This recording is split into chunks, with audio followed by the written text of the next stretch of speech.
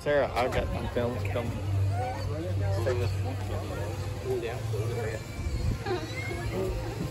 There you go. That's the one that Alan Shepard was in. It was that size. Did you see the control panel? Okay, come here. Hey, can you give me Jacob? Can you like... You want Jacob to go in there with you? Okay.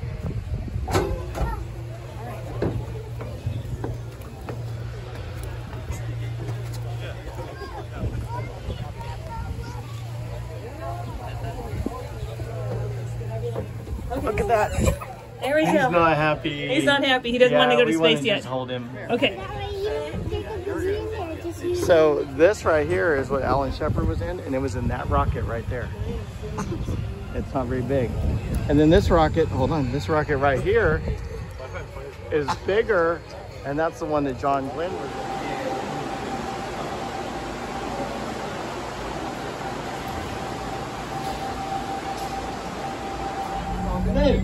There you can see one of the 3 Saturn V rockets that are left in existence today. You can also touch a moon rock while you're there. Along the way, we ask that you please mute or vibrate your cell phones and or electronic devices. Transporter, the largest self-powered land vehicle in the world. It was originally built in 1965 for the Apollo program, and has since been updated to accommodate the space shuttle and now NASA's SLS rocket. Weighing in at 6 million pounds and capable of lifting and hauling.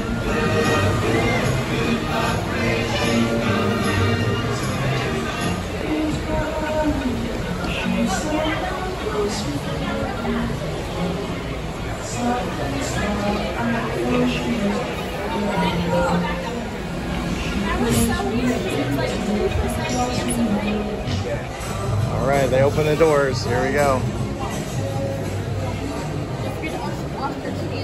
Oh, I forgot there's a video first. Oh, that's what she says. I forgot about it. They did have this. Let's...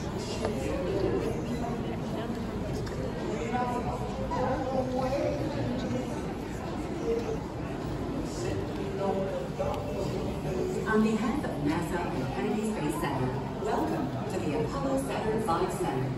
Our presentation will begin. They call it Sputnik, which means traveling companion. And in a world where peace hung in a delicate balance, it seemed to create a dangerous advantage. Every ham radio operator in America could hear the beacon. People were afraid.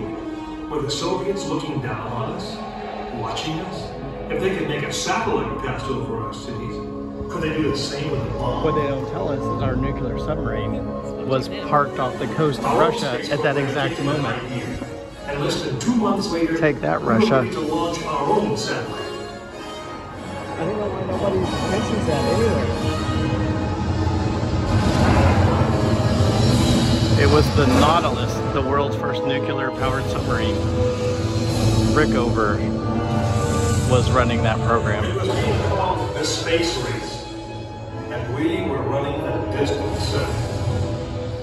In 1961, we fell even further behind. Soviet cosmonaut Yuri Gagarin became the first man into space, circling the world in just 89 minutes. We had our own astronauts, and they were eager and ready to take the big ride. But our manned space program couldn't seem to get off the ground. We stuck with it, and on May 5th, 1961, things finally started going right. Astronaut Alan Shepard took his ship Freedom 7. Big on TV, but when you see it in real life, it's really tiny. America had its first space mission. Just a few days later, our space program received a new challenge. But this one did not come from the Soviet Union. It came from our young president. In one inspiring moment, he changed the mission from one based in fear of the present to one of hope for the future. But why some say the moon? Why choose this as our goal? Doesn't sound like everybody feels And they may well ask, Jim. why climb the highest mountain? Why 35 years ago, fly the Atlantic? Why does Rice play Texas? We choose to go to the moon. We choose to go to the moon.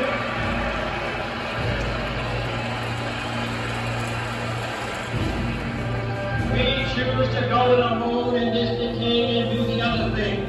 Not because they are easy, but because they are hard. We hadn't been more than 16 minutes into space, and now we were going to the moon. We would have to design a rocket the size of a 36-story office building, put it together with the precision of a microscope, and accelerate it to the speed of a bullet. Then we would have to guide it to a moving target 250,000 miles away. Many people thought it was an impossible dream, but 400,000 of us set about making that dream a reality. It would be the longest, most hazardous voyage that any man had dared to attempt. But step by step, mission by mission, we orbited the Earth, perfecting the skills and technologies we would need on this incredible journey. Our astronauts practiced maneuvering, docking, and the 1,000 other tasks that would comprise the moon mission. We created new alloys, lighter and stronger than anything seen before. We designed communication systems that would be reliable over the vast distances. And behind it all, we tried to perfect the rocket that would be powerful enough to punch out of Earth orbit and take us to the moon.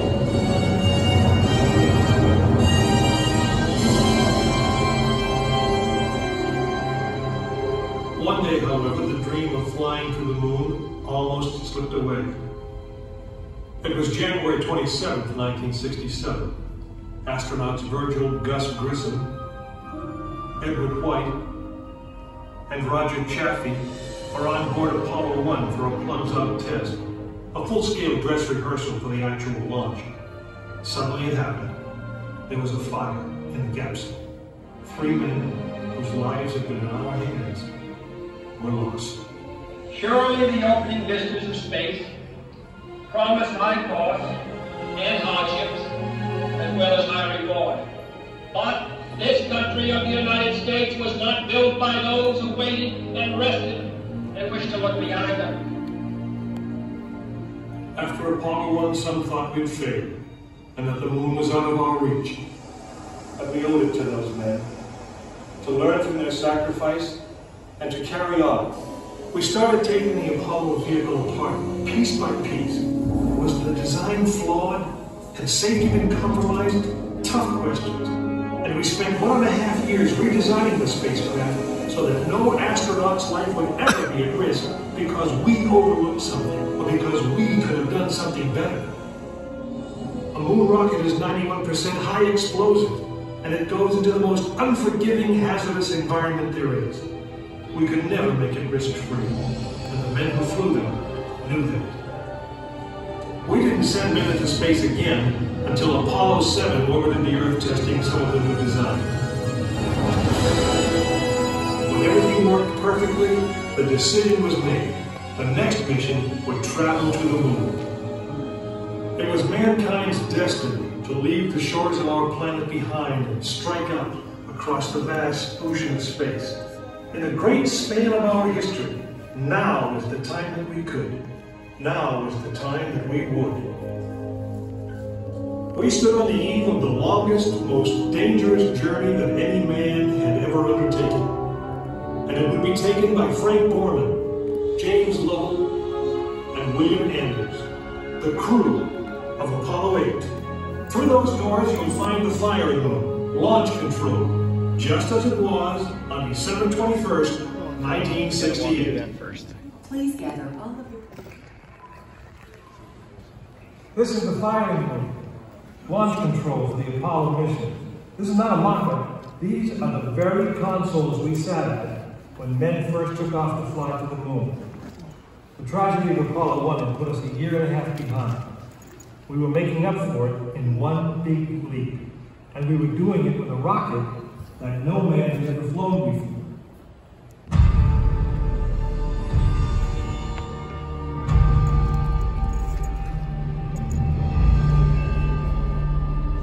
It was a few days before Christmas, 1968, when Apollo 8 sat on the pad. She was the first of a new kind, a moon rocket. This was the Phoenix, risen from the ashes of Apollo 1. The first Apollo crew did not die in vain. This was to be their testament.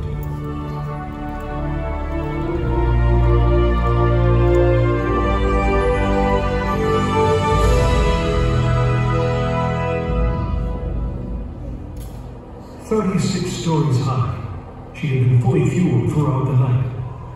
The liquid oxygen in her tanks caused ice to form on the outside of the craft.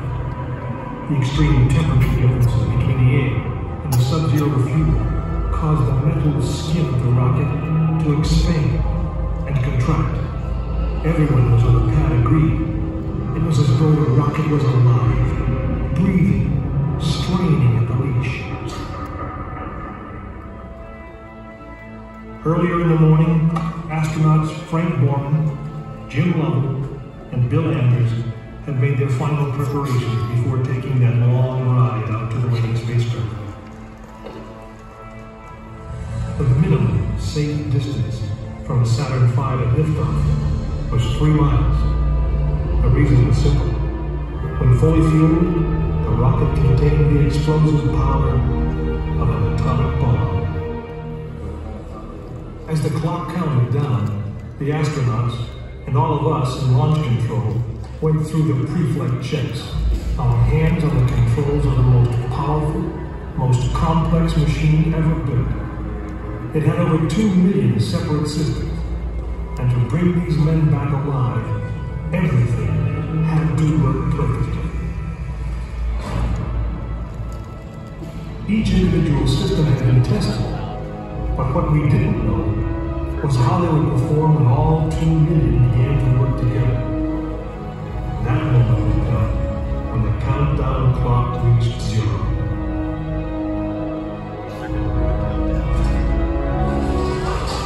If a maneuvering thruster failed, if communications broke down, if navigation was off by 1 degree, if any piece of the miles of wiring, circuits, relays, or valves was defective, Frank Borman, Jim Lovell, and Bill Anders would pay with their lives. As they sat, waiting for launch on that chill December morning, these 3 astronauts went back to what they had always been, test pilots.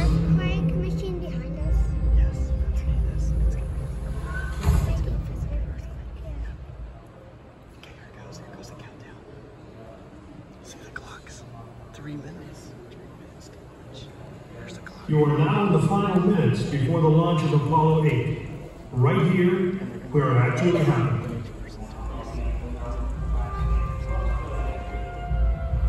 Mankind is about to leave his planet behind and journey to another. It is one of those rare moments when history is not being made, destiny is being embraced.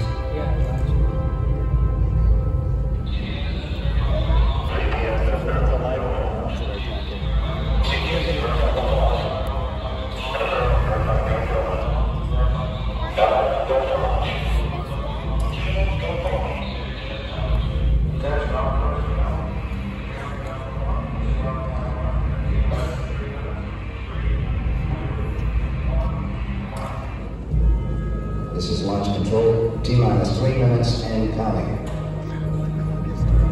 We've completed our communications checks for the Apollo 8 astronauts in the cabin, and the communications are go.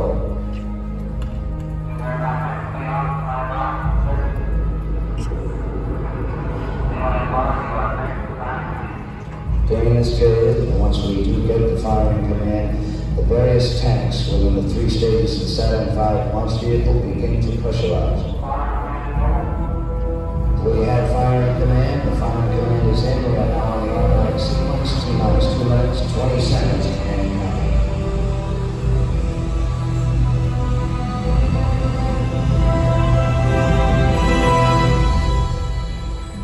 Our status board indicates that all aspects are ready. Instrument unit is ready. Spacecraft ready. Final check of the emergency detection system. That will be right also now. First stage preparations are completed. Tells you what the computers are saying. We're on. Ready to go to Conway.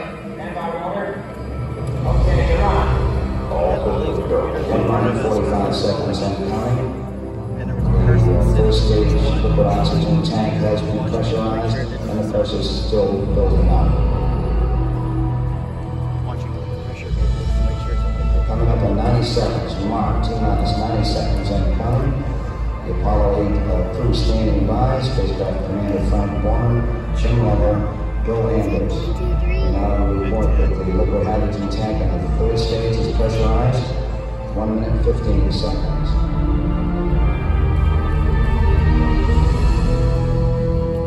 All third stage propellants pressurized at this time as we come up on the 60-second mark on the flight to the moon. Super cool propellants pressurized. T-minus 60 seconds. It said the propellants pressurized. Now it's completely pressurized. It just said it. The computer said Coming the up on the phones had power the right transfer pressure. shortly.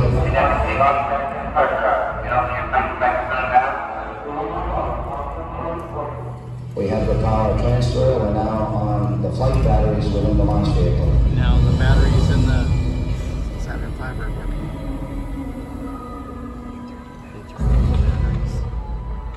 Final reports coming. Computer from sequenced. This time, final look at the switch list board of the spacecraft. They're getting nervous. 20 seconds, all aspects, we are still to go at this time. T-minus 15, 14, 13, 12, 11, 10, 9. We have ignition sequence start. The engines are on. 4, 3,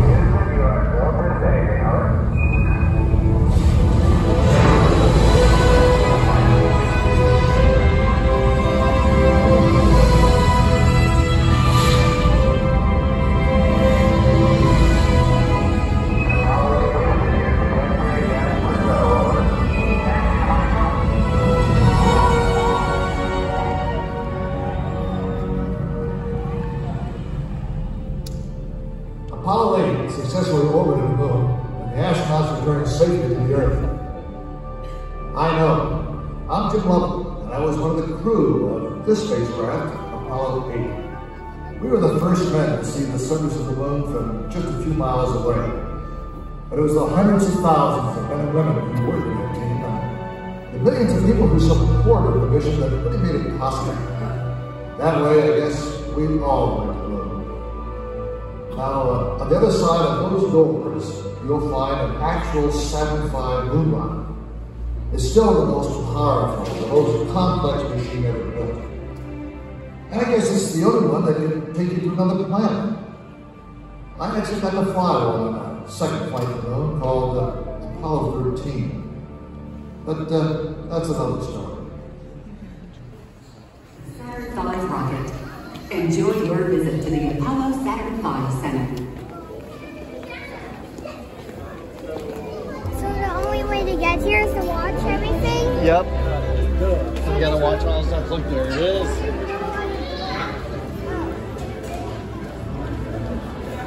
You might have to take your hat off to see it.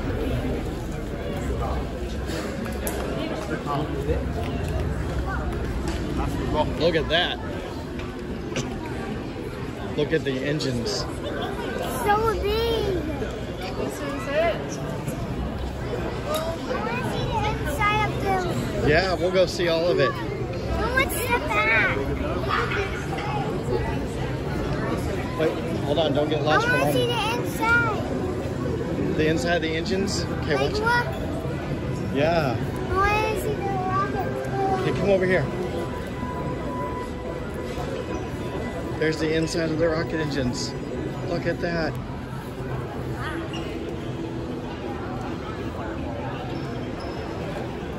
Come on under, around it, and we'll go see all the parts of it.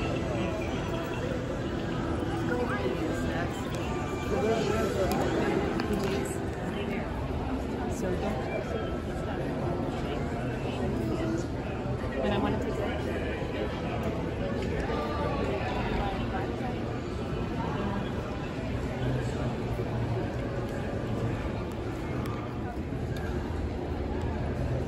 Okay.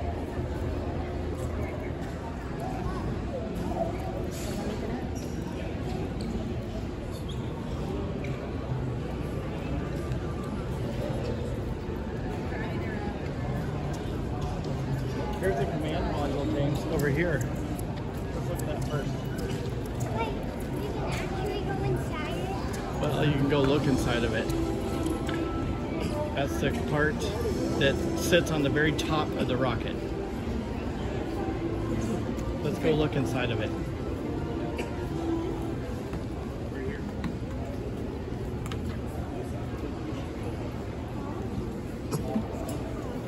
So this is where the people were at. Ik maak wel een foto van binnen. What did they say?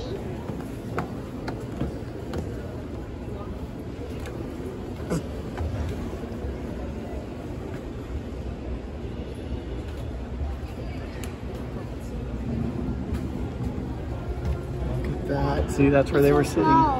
It is really small. They had to live in that for a week. That was their camper. Okay, now turn around really quick and look at the rocket. How can you live inside that for a week?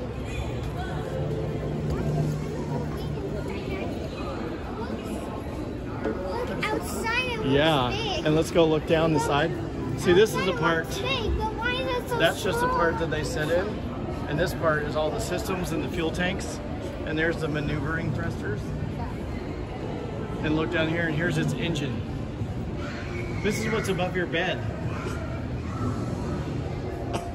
And there's, it had a big engine. Oops, I'm sorry.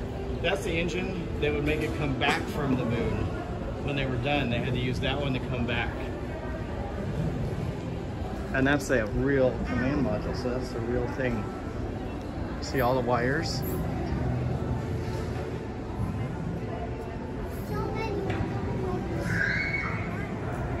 James, look at all the pumps. You see all the fuel pumps? They're huge.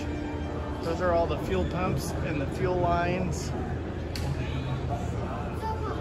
And all the valves, yep. Engineers like you had to design all of that and test it. Look, you're underneath it. It's got red lights. So you can see the rocket better.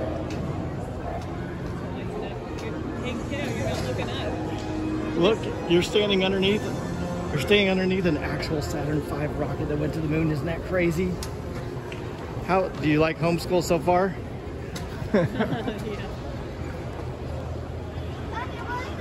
So down and move, it looks like yeah. So instead of just reading about it in a book, you actually get to see it.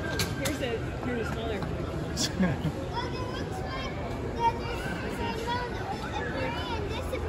It does. Look, James. Look, in between the stages. Look, the stage came off. Come there, look.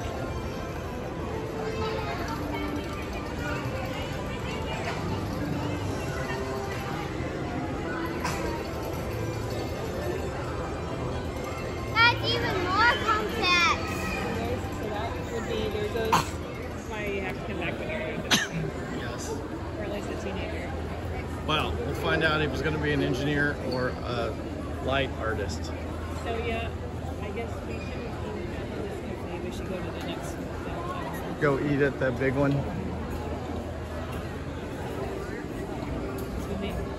The Moon Rock Cafe instead of the Hard Rock Cafe. It's the Moon Rock Cafe. And look, James, here's the next stage. It gets smaller each time. No. Oh.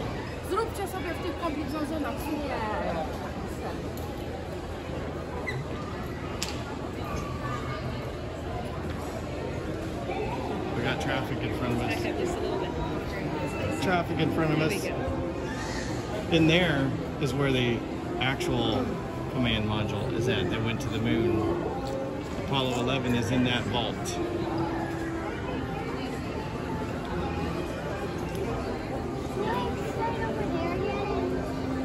But we got to get to the end. The way over there, and then I'm looking at the lights. Yeah, I think you can. It's See way how over fast. there. Okay. Don't fall or crash.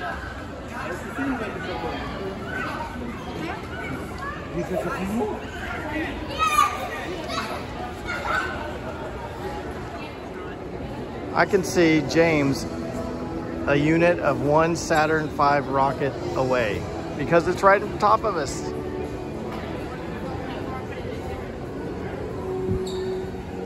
You know those things we always say, it's the size of a football field. Why don't they use Saturn V rockets as units of measure? It's the size of one Saturn V rocket. He's getting tired. Uh-oh, baby on his path.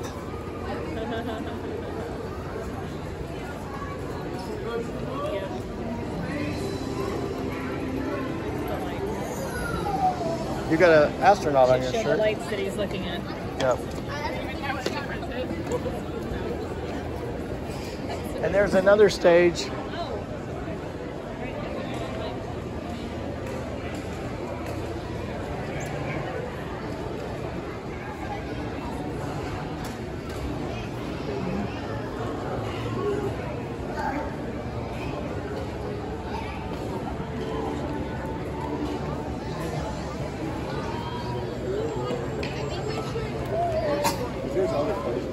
Okay, come here, look at this, James. Okay, come over here. And look inside this. Okay, turn around. Inside of that, see there's no engine. It's all hollow. You know what was inside of that part? That was inside of that part, the lunar lander. And that's the part that went down to the moon because you've seen that on video. Oh, he's way down there. And look, there's a, wait and take a look. And there they are walking on the moon. And there's the American flag they put on the moon. The very first flag fell over when they blasted off back to the earth. Yep, so it fell over. But the other ones did not fall over. Why did the first one? Because the ground was so hard they couldn't hammer it in very far. So when the rocket for the lunar lander started to blast them back off again, it blew the flag over. And there's a video of it. Let's go over here. But all the other ones are standing up. Look, he's got a detector. He's checking for metal.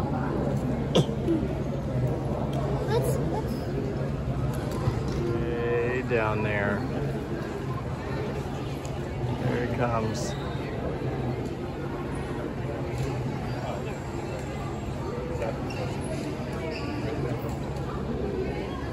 Yeah, that's tough. It's going really slow now. Running down the Saturn V.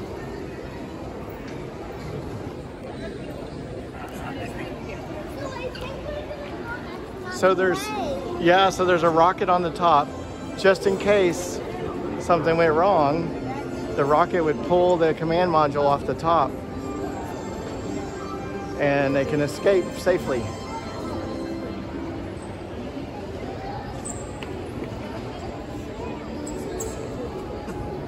All right, so there's the command module. You see it on the end? And then you see, come here. Yeah, wait. Yeah, you see the command module. And then you see the little rocket engines. And then that's one big rocket on the top. They can pull them off. You see the whole rocket all the way down. Okay, we're not done yet with the tour. Oops, I'm sorry. Here's the Astro van. This is the van that the astronauts got inside, and it took them to the rocket from their hotel room. See, they had to sit in those seats with their spacesuits. And this is the actual van that took them to the rocket. This is a tribute. I don't remember seeing this. I don't know, let's look in. Apollo 1, it's the guys that died.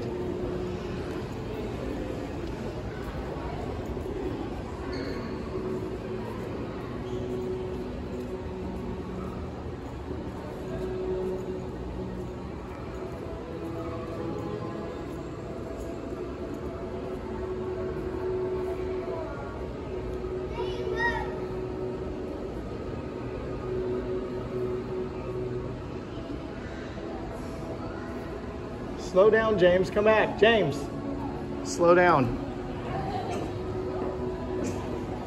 It's some of the artifacts we want to see. Behind the screens, kind of, wherever that kind of screen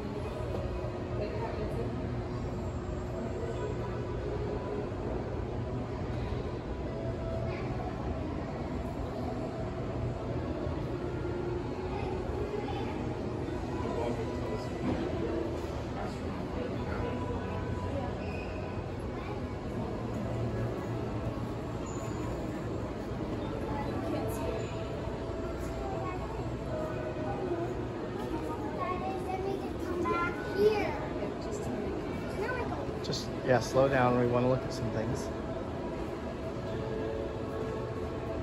His dad was a barnstormer. Oh.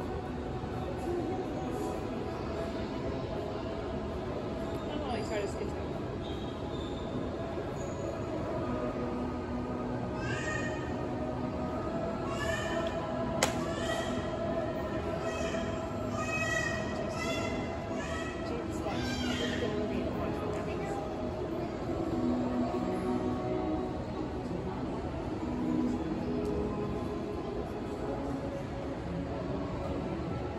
Look, there's the launch pad where it burned up.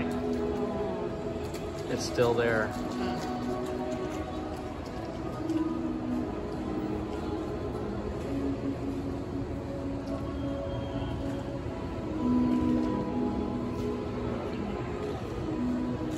See, and they all started building model airplanes.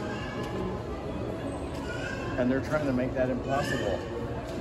But they're forgotten that's how all these people started.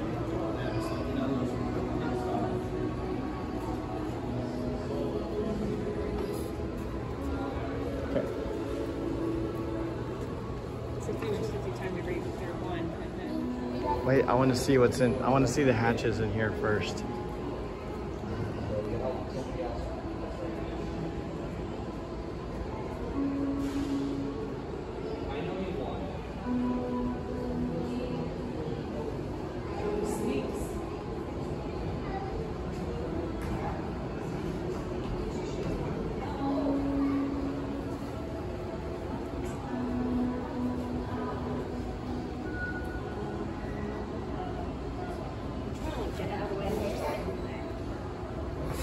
James, come see the hatch.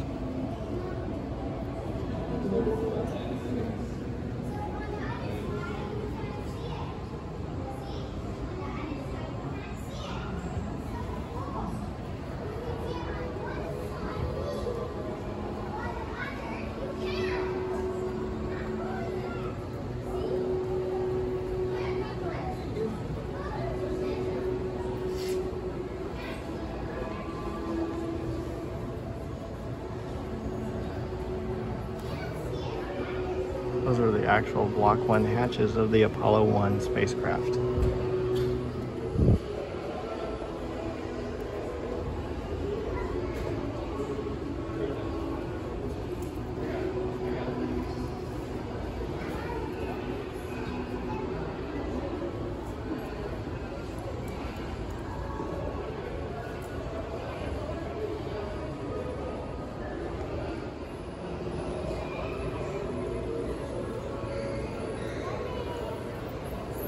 Come down.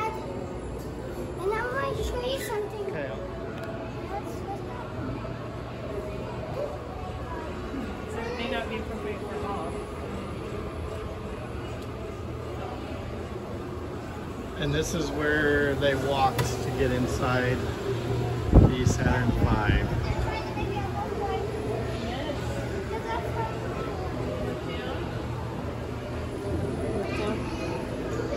They were really high.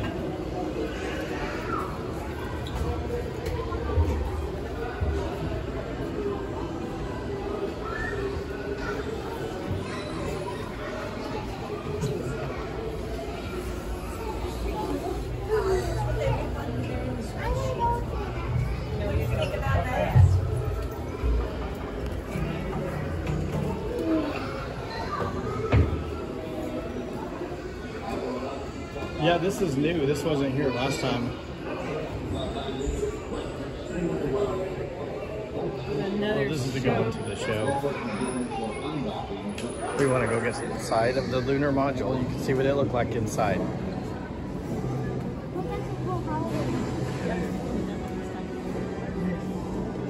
Look at that. You're controlling a hologram. A colleague there to help you. The buddy system is very important for working on the moon. It should be important for a geologist to work here on Earth, but we often... This is a moon rock. Look, you want to touch it? That's a real moon rock from the moon. You're touching the moon. That's a piece they brought back.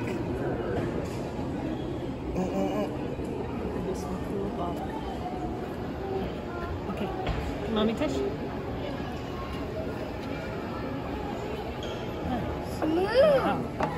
That's because everybody's been touching it. And now you got everyone's germs. So they lived in this when they were landing on the moon. That's inside of the lunar module. It's not very big, and they had to sleep in here too. That's impossible. Why do you sleep? There's no chairs. They had to stand up. They had to lay down to sleep. All right. Because it's got real tires. There is... Oh, that's Gene Cernan's spacesuit. That's fun. That's his training suit. He's on the moon right over here. Location of the spacecraft in orbit. On May 30, 2020, SpaceX launched demonstration mission Space Shuttle's runway where it NASA lands. Demo It's 2, just right the up there. first crewed test flight of the And now Crew here's the Dragon. big building. NASA's astronauts Bob Behnken and Doug Hurley launched to the ISS for the final step in proving the reliability of SpaceX's current transportation system.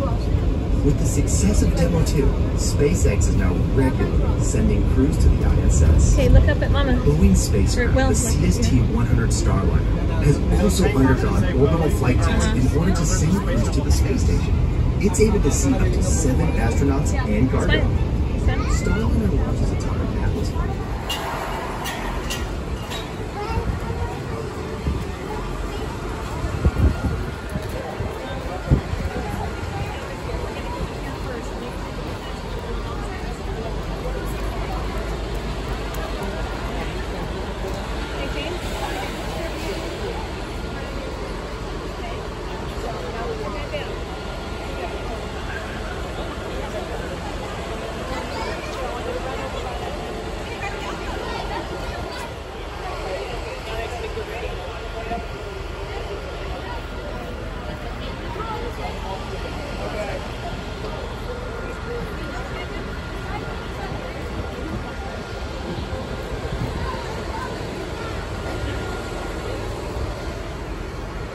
Hey, Jacob.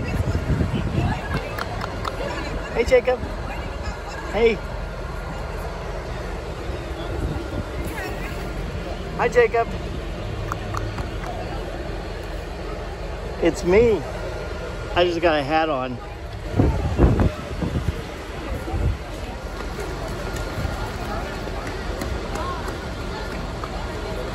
Okay, that's all right. Here, just stand there. You're gonna come. Oh, okay. I was just gonna get closer so other people. No, come here. James.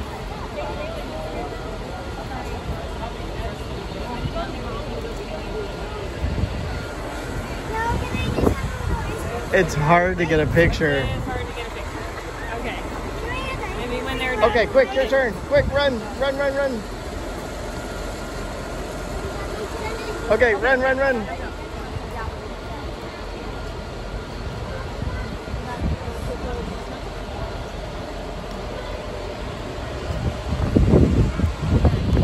Graham.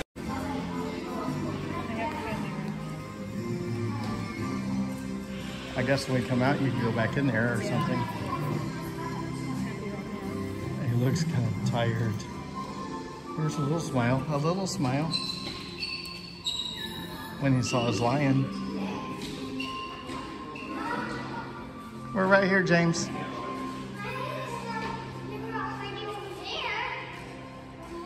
Yeah. We're gonna see the real space shuttle, Atlantis. But first there's a video to watch. And then it's gonna be a magic screen. Remember I showed you the video at home? Give windows to the gift shop. They're like, start shopping now. We want to sell our stuff.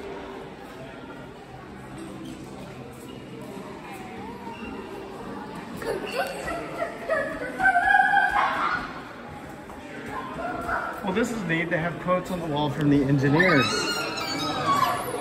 They all say NASA engineer quote instead of...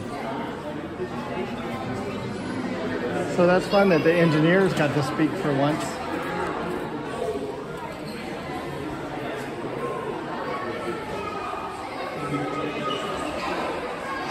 Yes. Yeah,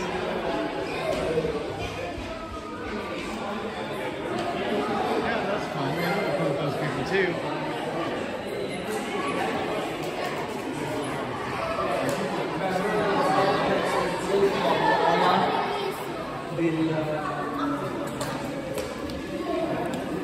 He's smiling at the... Hey Jacob, are you smiling? Smiling at your lion?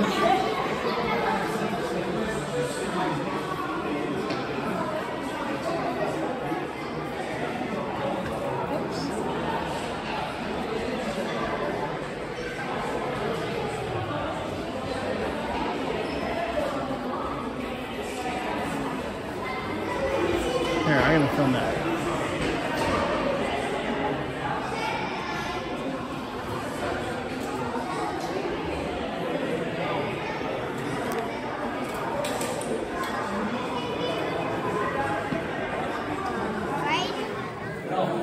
Look at that, he's happy with his lion's face. Very happy. Hey Jacob. Hello Jacob.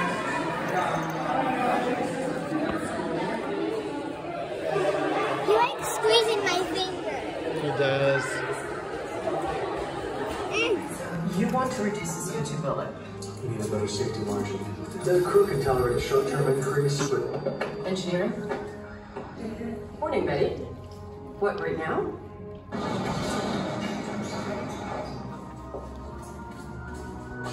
Building 36? I didn't even know there was a building 36. Must be important. Everyone's here. We have propulsion, aerothermal, flight dynamics. Anyone know why we're here? For this.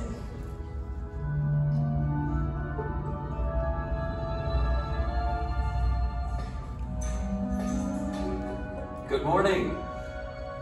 We're going to create America's next spacecraft. It's going to launch like a rocket and land like an airplane, and it's going to be reusable. Can't do that with a rocket. It's not a rocket, it's a shuttle.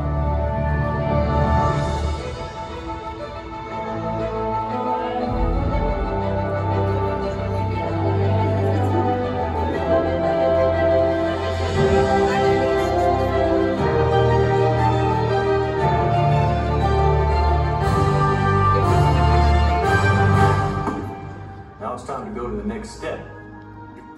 Sketch pad to launch pad. Going to the moon was a camping trip.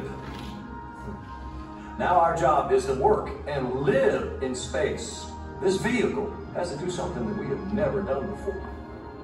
Perform 4 key tasks and be able to do them over and over again. There is nothing easy about putting a ship back up into space, let alone a whole fleet of ships. But first, let's talk about the launch. We have never designed engines and vehicles that can be reused. But we will, and once we're in orbit, we go to work. We want to take all kinds of cargo up there in addition to the people. Science labs, satellites, even a space station. And when all the work is done, we gotta bring everybody back home. All right now. The country's waiting. Let's build ourselves a space shuttle.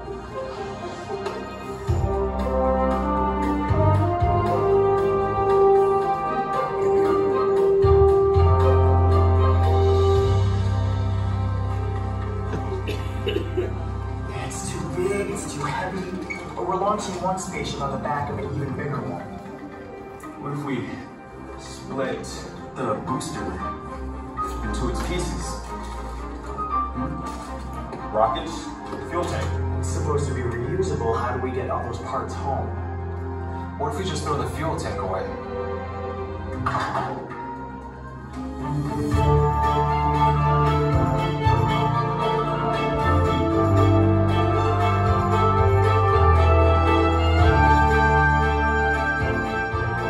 We're writing all new processes, procedures, manuals.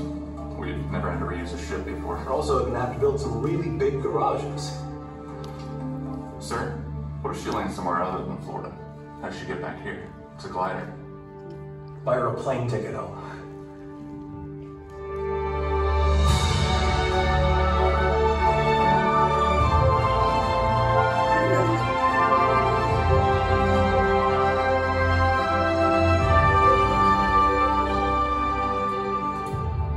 Ablative heat shields are heavy, and they burn up on re-entry.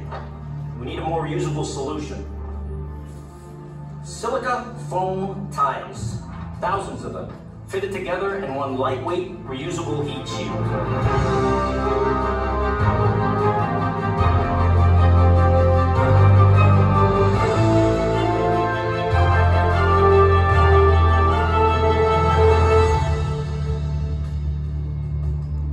Another holdup with the engines? Tell me some good news with the tiles. The heat shield bond keeps failing. The tiles keep falling off. So another delay. How long? How long? 1.5 to 2 years.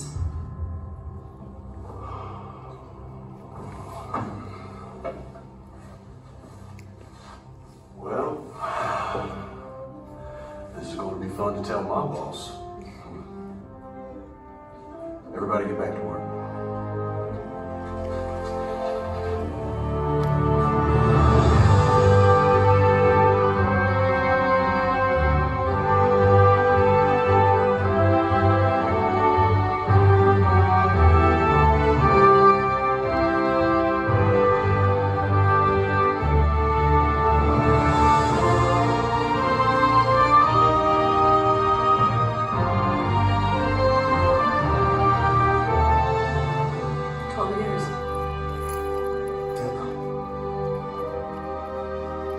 How do you feel? I'll let you know. When they come home. The President's message said, "You go forward this morning on a daring enterprise, and you carry the hopes and prayers of all Americans with you." And astronaut John Young, the commander of the mission, replied, "That's a right fine speech. We sure appreciate it." This launch of Columbia marks NASA's first manned test flight ever flown into space with people on board. Okay, let's go to those doors. Come on.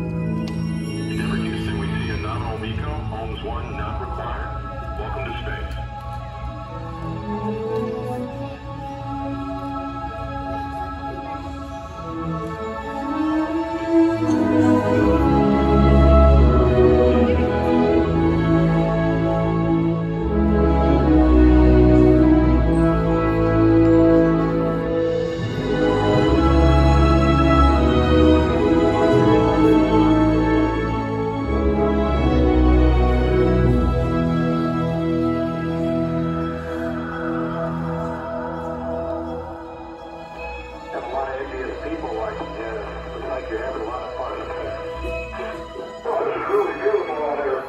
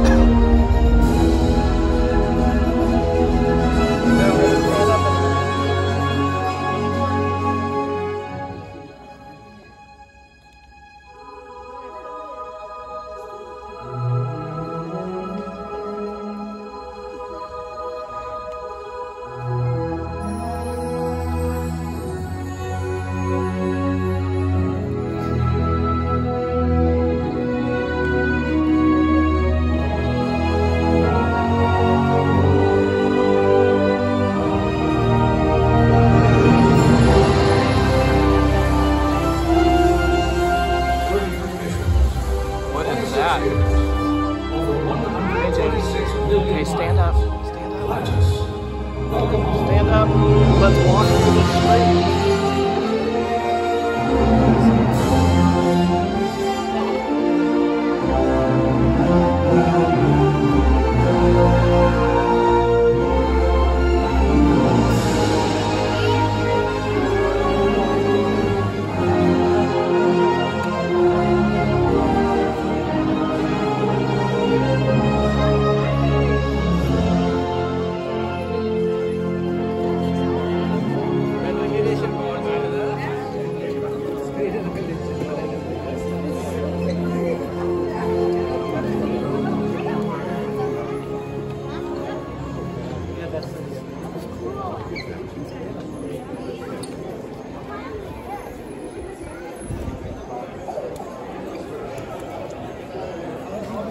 What did you think of that, James? He is very excited. Look at that, it's the real space shuttle, James. There's the real space shuttle.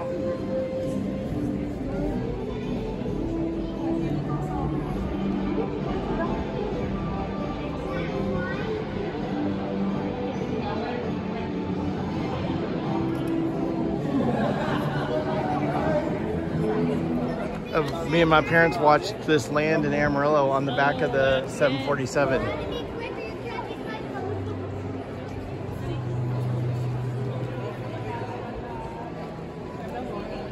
Io adesso vorrei vedere quanto grossa è la stazione spaziale. Se sto coso attaccava sulla stazione spaziale. Look at the doors. The doors have radiators on them. See the radiators? What's a radiator? It would cool off all the batteries, and if they couldn't open the doors, they'd have to come right back because the space shuttle would overheat. And the doors were not designed to open with gravity, so that's why there's all these cables holding them, because if there was gravity, they would break. So they're not supposed to open unless they're in space. So they got to be held up with cables. Because they would break. They're not strong enough to have gravity like there is here. But those are the radiators that keeps everything, all their systems cool. They had to make it stronger here. That's what the silver part is.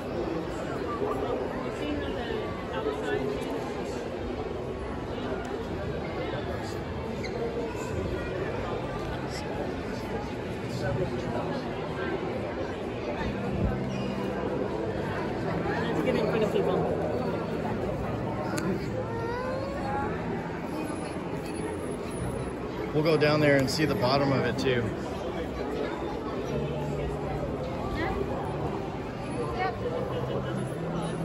Quello che era il sogno di Laura, qua c'è io mi sarei, tu immagini, arrivi alla NASA perché stanno lavorando su sto coso, vogliono sviluppare una nuova navicella.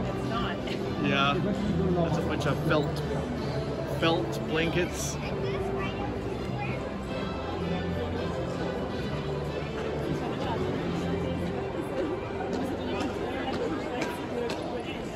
Come here, James. Look at this. You see that big gold thing? That's where the fuel tank would connect, the big orange fuel tank, and that's where the fuel would go in. That goes to the big engines. It would go into that hole. So that when the fuel tank disconnected, then, you could see, oh. Well, actually, the fuel tank fuel comes in from the bottom, sorry. But that's where all the wires connected before it launches. So you can see all the wires connected to all those holes. To bring in that. Yep, and as soon as it launches, all those wires disconnect. But on the bottom is where the fuel tank fuel goes in, but that's where all the wires go. And then there's some more rocket. See the little rocket engines right here? See, look, those are the little rocket engines that steers it. So I think if they turned on right now. Jacob, you know what? If you look straight up, you know what you would see? A spaceship.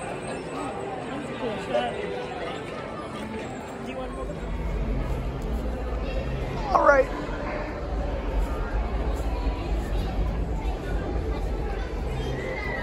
Jacob and a spaceship.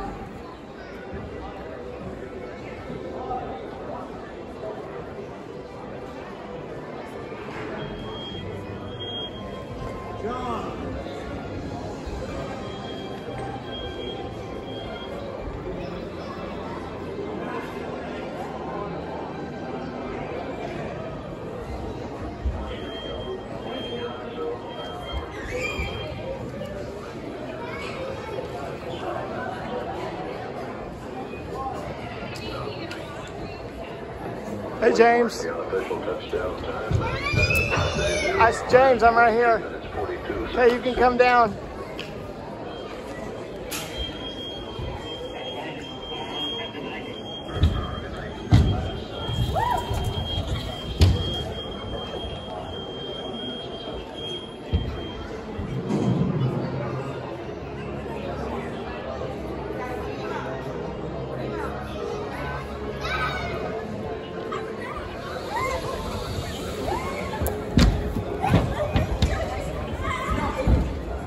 All right, James, you can go again if you want. I'll be down here.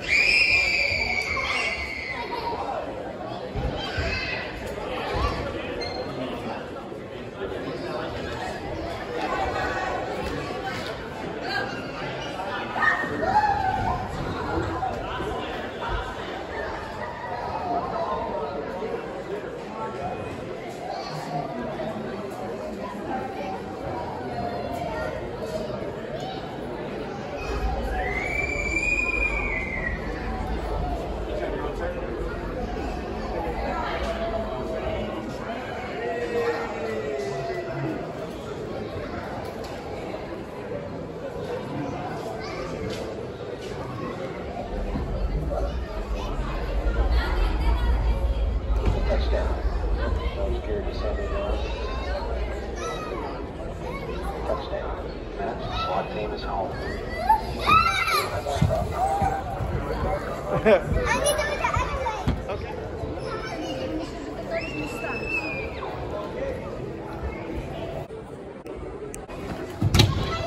Oh.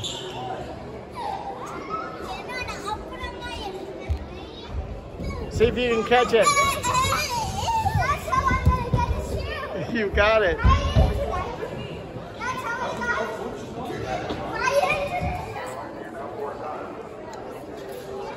Here comes Sarah and James.